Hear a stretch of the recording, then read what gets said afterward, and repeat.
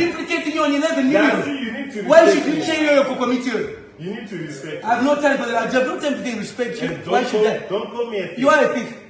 Don't call me a thief. You are a thief. Don't call me a thief. You are a thief. I'm saying this for the last time. You are a thief. Don't call me a thief. Move away. You are a double thief. Triple thief. I just wait for you to attack. And in 10 minutes, you go out. You go attack. In 10 minutes, you go out. No, but you never want to get out for 10 minutes. It was a walk up. 10 minutes, you go to get out. You know, shout for us. Zabuchiki drama business No, Juna, you're a thief. You are distracting. Zinara is showing us the million. It is there in the corporate code. The last time I said it. Speak anymore. And I'm going to deal with you outside Parliament. Oh, Juna, you're a young boy.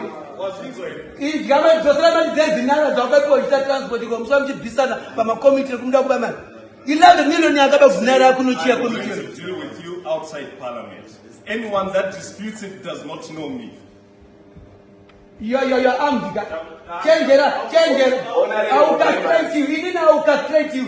Honorable members, I think this tension is not healthy, it's not progressive. No, it used to happen when I was chair. Today now you see how difficult it is. It is a lesson for you. For that you won't go out and put yourself.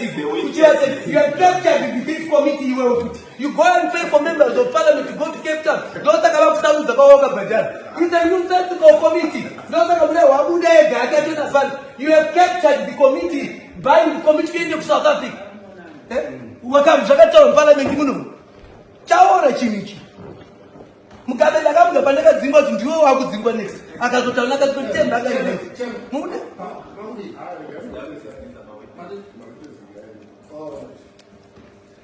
And pana ningevunya hanushaka. Look at this busy no shameful. Uli kunutora bilatora chakati. Wakikata jenja weka. How is it? Uzani nene how is it? Jalo spinda ndiwachike ndinokutaurira. Ari bomu wori mudala kuchaku beneka mushamushi. Mira woni.